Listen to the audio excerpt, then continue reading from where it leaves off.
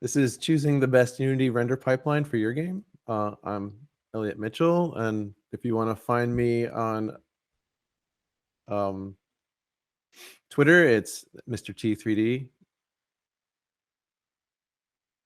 I'm the co-founder of Vermont Digital Arts, indie studio in Vermont, and I work on a lot of mobile games, VR, AR games, and films. And I'm also the co-founder of the Boston Uni Group, which I'll talk about in a second. And then I'm also a co-working member at Another Castle, which is based in Western Mass now, and a former member of the Indie Game Collective, which is more Boston-based. Just want to speak for a second about Boston Uni Group. It meets the last Wednesday of every month, and we have Unity-based topics ranging from anything having to do with like some new feature or programming or highlighting people's work. So I encourage you to look up Boston Uni Group on Meetup. We've been streaming all of our meetups on Twitch.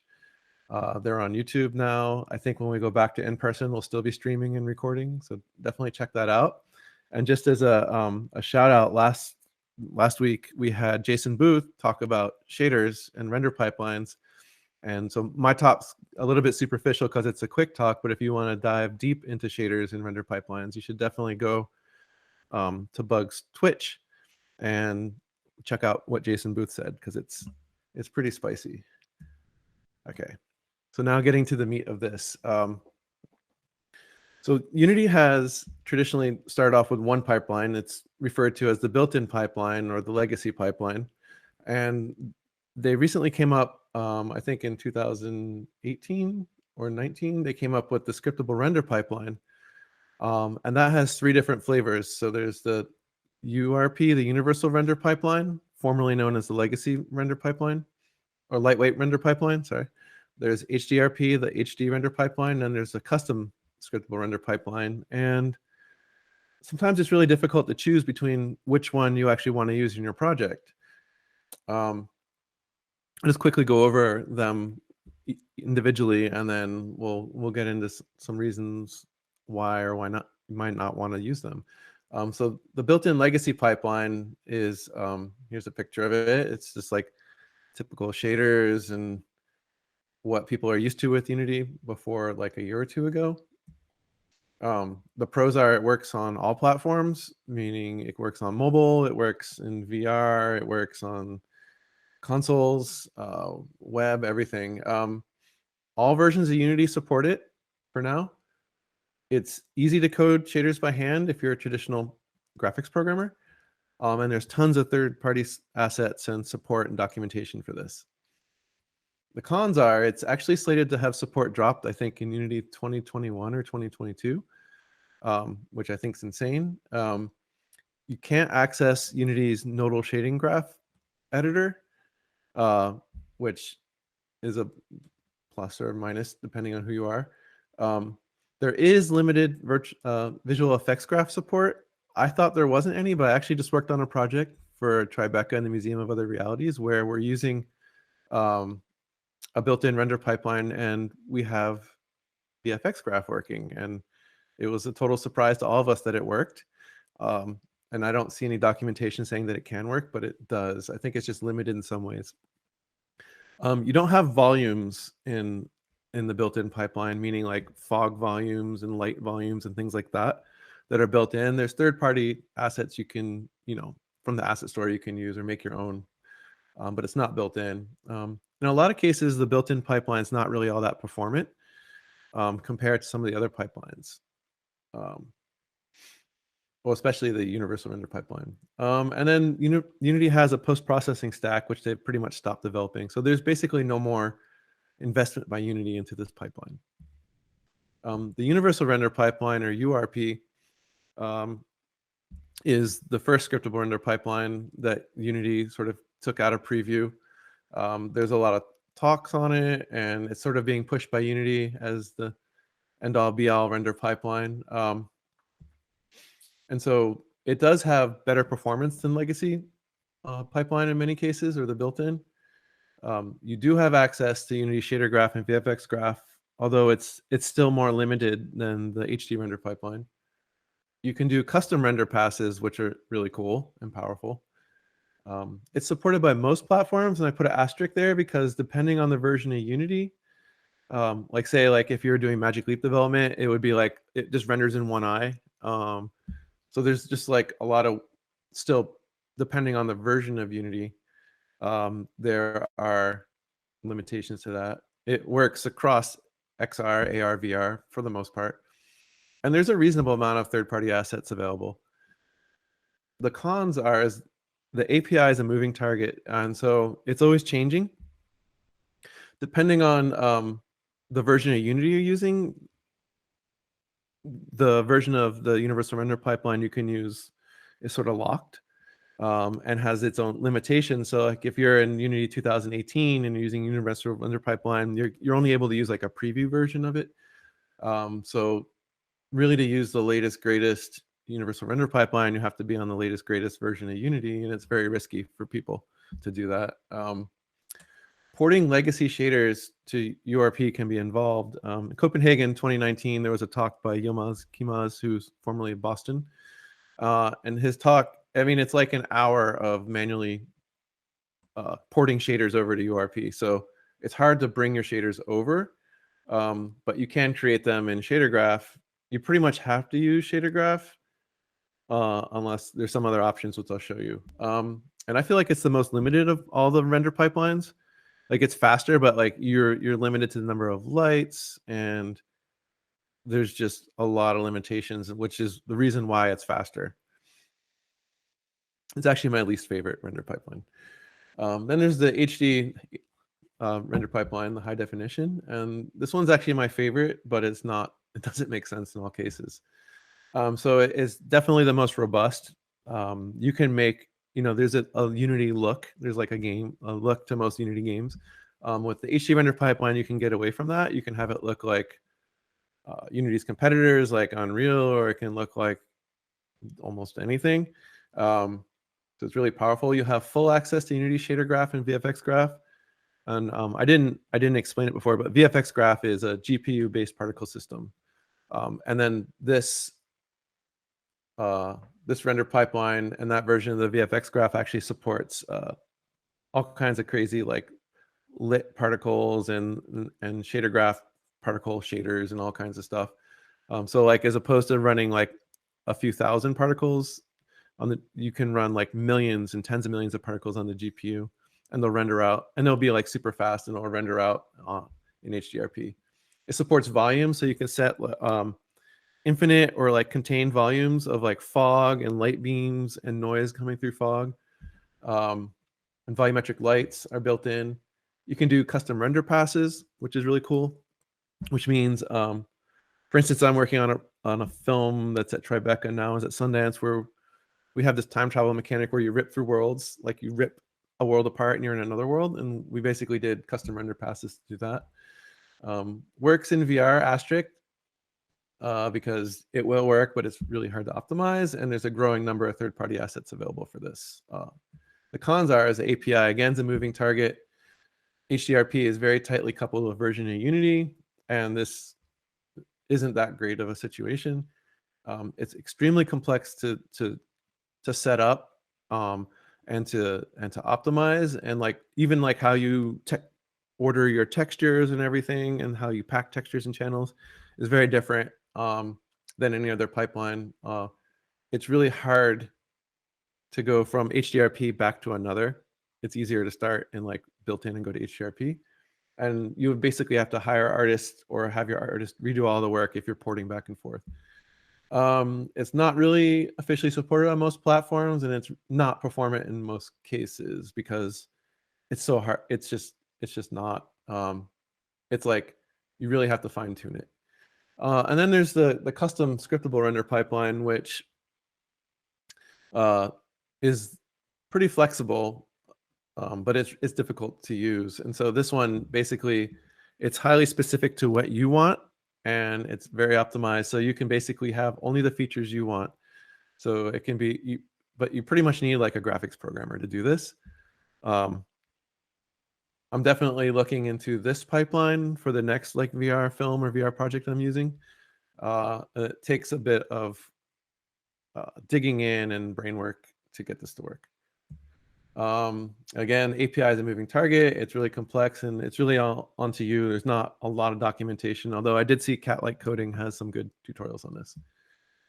And one of the main considerations with authoring for the what render pipeline you're going to use is how you're going to author shaders. And so here's a little matrix, and I'll go over these.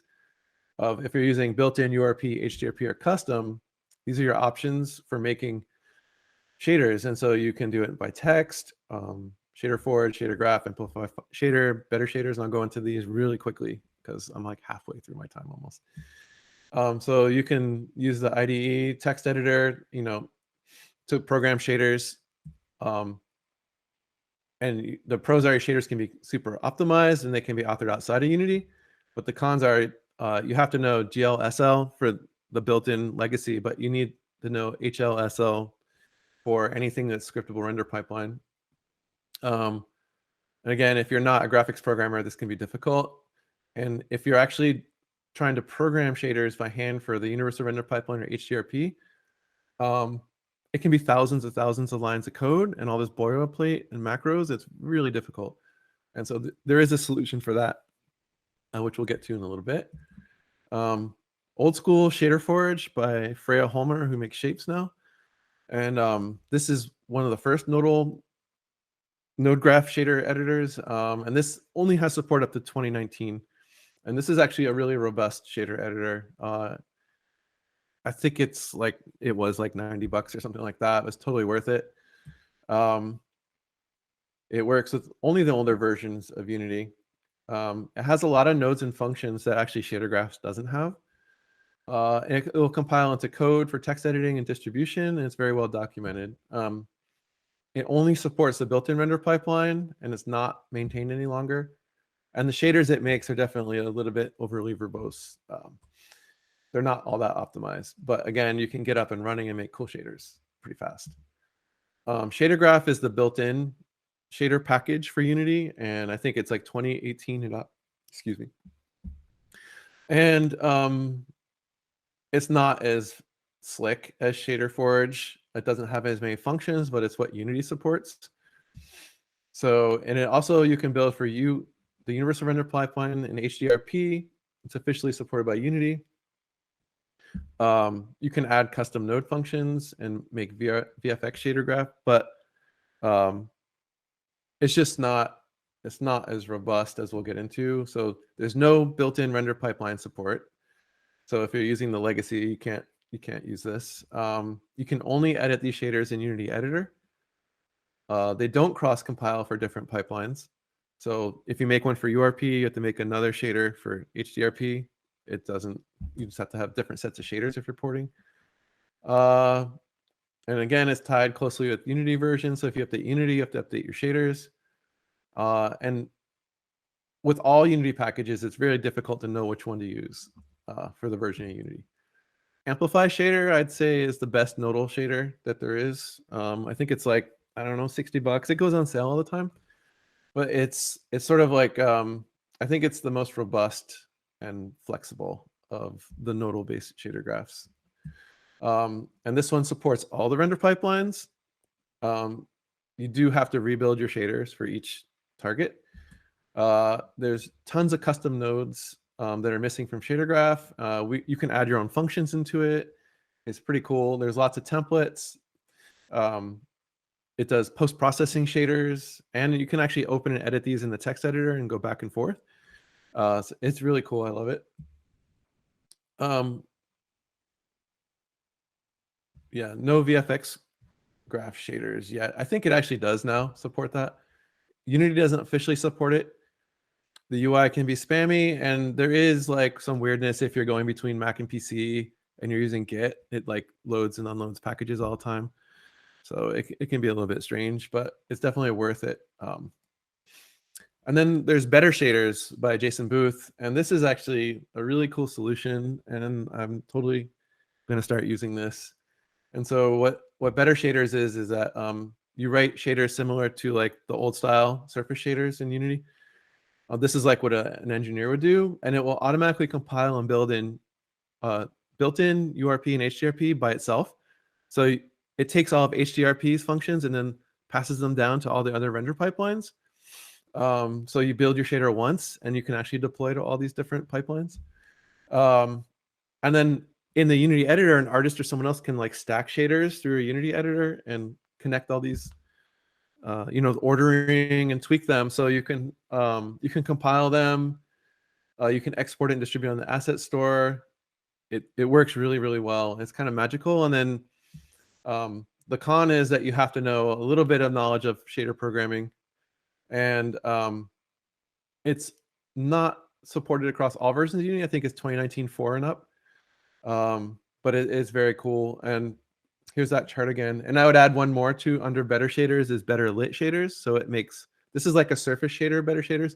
Better lit shaders does like the standard shader that's in Unity in all the pipelines, and it's built off of better shaders. So better lit shaders actually allows you to do even more, but it's built on top of better shaders. So better shaders is actually, as you can see, and it actually works in the custom render pipeline too. You can make a template and amplify shader, so you can actually use these tools in the custom render pipeline. And shader graph you could too, but you'd have to fork the repo and do a bunch of custom work. All right, so here's your 3 choices again. And then there's some other questions that you might want to ask yourself when you're going to choose. When Jason Booth gave his talk, someone asked like, what render pipeline would you recommend? And his suggestion was built-in, unless you have a reason not to. And so those reasons could be shaders, like, are you comfortable writing shaders? Is there special shader functionality you need? Is there some reason that built-in is not good enough for now? Like, for instance, you need volumes or something like that. Is there some specific feature you need, like custom render passes, platform requirements? Like sometimes, like on Quest or something like that, you might need to have like URP to get the speeds you need. Are there third-party dependencies or support requirements that are keeping you from changing shaders? So or something, not shader pipeline. So like maybe there's a tool or something critical to your project that doesn't have that uses its own shaders, but they're not supported in these other pipelines. So that would be something to consider. Are there assets that you might want in your project that are they on the asset store or not? Like again, like sometimes you can buy these assets and then port them over. HDRP does have like convert shaders to HDRP, but it doesn't always do it. Is the stability of the pipeline good enough? So like HDRP like is a moving target. It's not really stable enough, for something you need to ship right away. How long is your project development cycle? It's going to be like 5 years, maybe. If you're using HDRP or URP, you're going to have to update a lot. But if you're going to update Unity, maybe built-in pipeline won't be good enough. It's going to be discontinued and be locked into Unity. And do you have available resources? What are your resources? Do you have graphics engineers that can program and port? Are you gonna have to buy special tools? What kind of time are you gonna have to put into this? So there's a lot of considerations. That's basically my talk. If anyone wants to step up to the Q&A spot, and you can ask a question. I think we have a couple minutes. The Q&A spot is in the center front. I don't see anyone coming up. All right, so yeah. So again, definitely choose carefully, choose wisely. Look at the Unity blog, has different sort of features on the render pipelines that you can check out. I definitely recommend experimentation with these before you bring them into your project. You can do really cool stuff. But again, I would say use built-in, if you're unsure, so like Valheim was a game that was made with built-in. It's super fun. Like make the game, find the fun, and then like if you want to make it look better or optimized in different ways, then move to URP or HDRP. If you're trying something that you want to have a super unique look to, and you want you have graphics programmers and you want to be super optimized and as fast as possible, definitely look into the custom scriptable render pipeline. Yeah, and if I don't know, I just say just play with these things. All right, so I guess is no one has questions?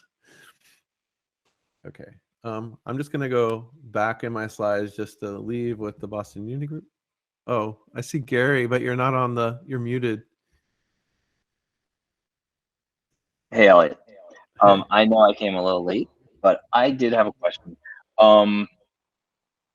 So we've worked on games that have kind of like endless runners that the mechanics were based you needed that shader to kind of like create the curved world, right? So that are there other games that you've kind of like started out with that were reliant on a particular shader and then you built a mechanic around? Yes. Anything that you could talk about? These are actually more it's more in the realm of this was VR film making, and so we had to make custom shaders for this sort of like this portal, this like tearing through worlds and going into different worlds in portal effect, and it definitely required a special shader and a custom pass, and the only way we could do it was HDRP.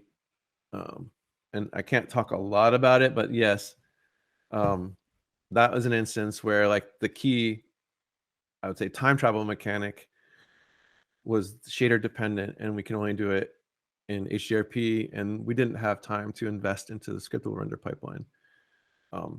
There are other projects I've worked on where we needed to have like certain kinds of like ocean shaders or things like that, and what was available at the time on the asset store would only work with universal render pipeline or something like that, so we had to choose our pipeline based on a certain shader. Any other questions?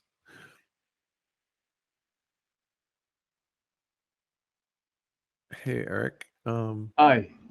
Yeah, thanks, Elliot. Great talk. I got a question on the, and you're just talking about it actually, the availability of shaders and other assets on the store that work with URP or HDRP. Like, what has everyone been seeing? Like, I've been looking at that stuff myself, but it seems like most of what I look at and looks attractive to me is compatible with URP, but I don't know. Is there like, are we talking 50-50 with this stuff, or does the store seem to have a lot of support for HDRP and SRP now?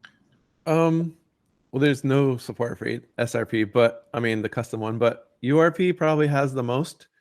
It's growing all the time for active asset store developers. HDRP is growing. It's not, I mean, it's more than it was. But again, like I keep mentioning Jason Booth, he has I think he has like 39 products on there, but he's like adding support for like what is it, Mega Splat, Micro Splat, like terrain generators, and he's collaborating with other content creators. Other content creators are using better shaders to port their HDRP and URP assets over to Scriptable Render Pipeline and built in. So like I keep mentioning him because he's very active and he's helping other developers port their asset store products over to support these multiple pipelines. But definitely HDRP is the least supported, but support's growing all the time. It's just not quite as robust. But if you look at, I think you can do searches for like HDRP in the asset store. But definitely read reviews and see how active, what people say and how active the developers are before you actually like buy into those products. Any other questions? Well, I think the next talk starts in 3 minutes, and I should probably let that speaker come up on stage and get ready. So thanks a lot, everybody.